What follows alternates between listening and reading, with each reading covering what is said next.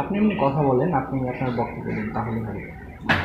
বলি হ্যাঁ, first scale on করার সাথে সাথে T0 ক্যাল 1 আসবে, এখানে সে ভ্যালু দেখতে হবে। এটা ভ্যালু ঠিক আছে, দেখছেন 1 ডিজিট 2 ডিজিট আছে। আচ্ছা, এটা থেকে ব্যাক করার অপশন আপনার 0। আচ্ছা, এটা সেভে ক্যাল 10-এ যাবেন। ক্যাপাসিটি দেখবেন কত কেজি আছে। ক্যাপাসিটি আছে 300 কেজি। আচ্ছা, ব্যাগে আসলেন, ক্যাল 7-এ যাবেন। ক্যাল 7 আসছে, সেট দেবেন। পার্সেন্ট আসছে, পার্সেন্ট দিলেন। আপনার 10% দিই আমরা,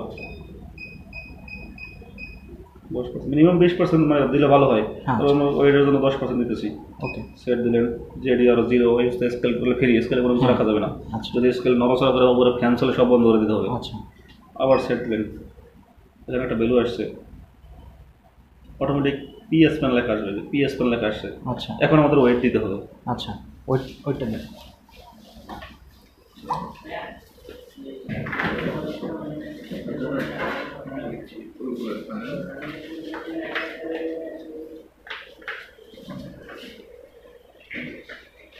ওয়েট সবসময় চেষ্টা করবেন মাঝে দেওয়া, সিঙ্গেল হচ্ছে তো, সবসময় চেষ্টা করবেন মাঝে দেওয়া। ওয়েট দিলেও একটু সময় নেবেন, আসলে পানি জন্য পানি একটু নড়াচড়া করতেছে, একটু সময় নিয়ে। মানে মোটামুটি আপনার দেখা যাচ্ছে স্টল পর্যায়ে চলে আসছে, আবার সেট করে না সবগুলো।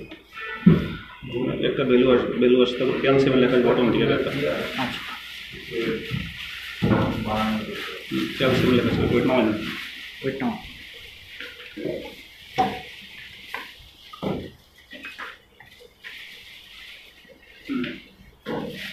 ওয়েট নামাই দিলাম, অফ করলাম, অন করলাম। আচ্ছা,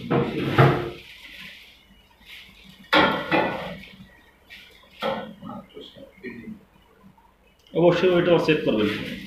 আসলে 30 কেজি অলরেডি নাকি ওয়েট দিয়ে দেখেন তো, 30 কেজি ওয়েট দিয়েছেন, সেটা করছে না, ওয়েট দিয়ে 30 কেজি ছিল নাকি।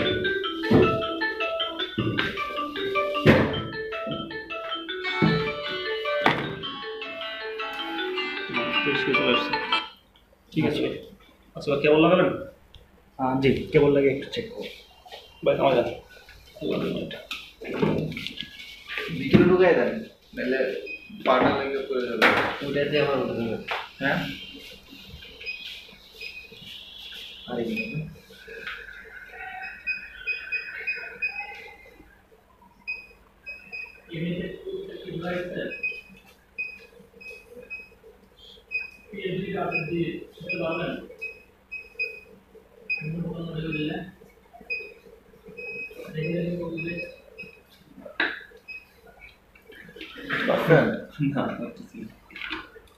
ক্যালিব্রেট করা হচ্ছে। হ্যাঁ, ওটা আমরা সবাই করে এক্সপেরিমেন্ট করে দেখি।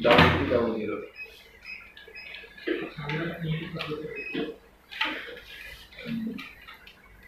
সিস্টেম আছে,